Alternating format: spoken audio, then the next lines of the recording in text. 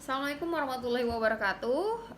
Selamat pagi menjelang siang. Oke, langsung saja ya. Ibu akan melanjutkan materi mengenai kebahasaan tadi. Yang tadi kita bahas mengenai kata, frasa, verba serta nomina. Kali ini kita akan bahas mengenai afiksasi. Afiksasi ini mungkin istilah baru yang mungkin kalian dengar. Padahal ini sudah lama. Ya, afiksasi itu sama dengan imbuhan, ya, pengimbuhan, ya. Jadi afiksasi itu adalah proses pemberian imbuhan pada bentuk kata dasar, ya, baik itu bentuk dasar tunggal ataupun kompleks. Nanti kita akan bahas bukan di materi ini, di materi eksposisi akan kita bahas secara detail mengenai afiksasi. Ini yang afiksasi kali ini kita akan bahas mengenai perubahan jenis kata apabila diberi imbuhan, ya.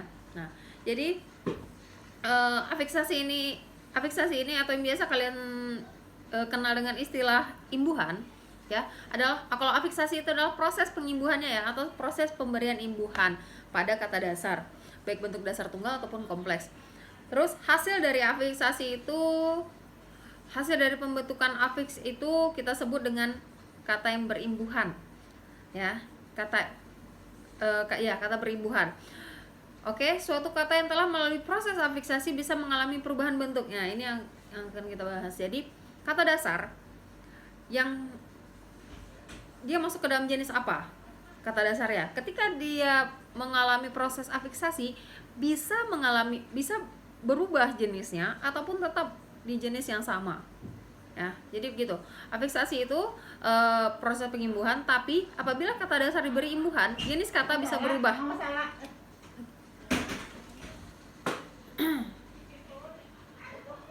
Jadi misalnya gini, contoh obat. Obat itu masuk ke dalam jenis kata nomina. Ketika kita melakukan proses afiksasi atau ketika kita melakukan proses afiksasi atau pemberian imbuhan kepada kata dasar obat, kita kasih obat itu adalah nomina, ya, atau kata benda. Terus kita kasih imbuhan me di depannya. Me dan i lah di depannya, mengobati. Kata obat dasar yang jenisnya itu adalah kata benda akan berubah menjadi kata kerja ketika diberi imbuhan men-i, ya. Jadi mengobati itu adalah kata itu dia maksudnya. Apabila kita melakukan pengimbuhan, bisa saja kata dasar itu berubah jenisnya dari kata dasar asli, ya. Nah, contoh yang lain ada juga, misalnya makan. Makan itu adalah kata kerja, ya, verba, ya. Makan itu kata kerja. Ketika kita beri imbuhan me dan an, maka makan itu berubah jadi kata benda atau nomina, makanan. Makanan adalah kata nomina, ya, atau kata benda. Jadi dari makan, kata dasarnya makan yaitu verba, ketika diberi imbuhan an, dia berubah menjadi kata benda atau nomina, makanan. Oke, ada juga kata dasar yang ketika diberi imbuhan itu tidak mengalami perubahan sama sekali, perubahan jenis. Contohnya nih, tunjuk. Tunjuk itu adalah verba. Kita beri imbuhan men, jadi menunjuk, tetap dia verba. Menunjuk tetap verba. Atau lari. Lari adalah verba. Kita beri imbuhan berlari, tetap menjadi verba. Oke, seperti itu. Itu adalah penjelasan dari afiksasi. Lebih detailnya mengenai afiksasi, jenis-jenisnya nanti akan kita bahas di materi teks eksposisi. Ada penjelasan mengenai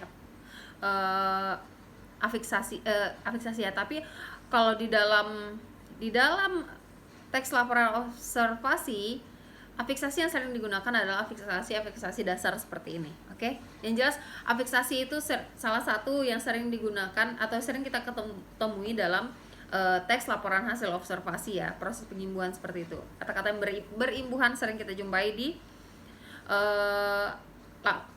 teks laporan hasil observasi. Oke, kita lanjut. Yang ketiga kebahasannya yaitu kalimat definisi dan kalimat deskripsi. Mungkin kalian sudah sering mendengar, ya, apa itu definisi dan apa itu deskripsi. Nah, kalimat-kalimat seperti ini nih yang sering kita jumpai dalam kebahasaan dalam teks laporan hasil observasi.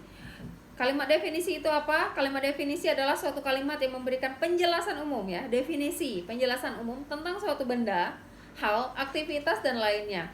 Kalimat definisi sering mengacu kepada sebuah istilah teknis atau ilmiah tertentu, ya, yang menandai sebuah kalimat definisi itu biasanya dengan kata-kata adalah, iyalah, merupakan. Nah, itu adalah kata-kata yang menandai bahwa dia adalah kalimat definisi.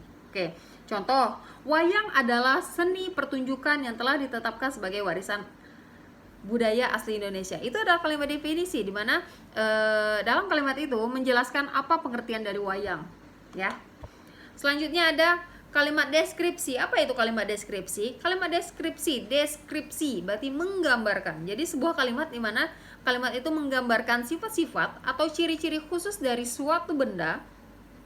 Sifat dan ciri tersebut biasanya mengacu pada hal khusus yang bisa ditangkap oleh panca indera. Misalnya berupa ukuran, warna, bentuk, dan lainnya, ya. Contoh, wayang purwa terdiri atas beberapa gaya atau geprak, seperti geprak kesunanan. Nah, itu kita bisa lihat tuh. Berarti dia mencirikan, menggambarkan. Itu adalah kalimat deskripsi. Oke, semoga kalian memahami ya apa itu kalimat definisi dan apa itu kalimat deskripsi. Dua kalimat ini juga sering kita jumpai dalam laporan teks hasil observasi. Ingat, di dalam struktur laporan hasil observasi kan ada bagian deskripsi dan ada bagian definisi umum dan ada bagian deskripsi bagian. Nah, deskripsi bagian itulah sering sekali muncul kalimat deskripsi. Sedangkan di kalimat definisi umum itu biasanya sering muncul kalimat definisi. Makanya dua kalimat ini ada dalam kebahasan dalam teks laporan hasil observasi. Oke, lanjut ya. Di yang terakhir, kebahasan yang terakhir mengenai kalimat simpleks dan kompleks. Nah, tapi sepertinya ini agak panjang, jadi kita lanjut di video yang ketiga.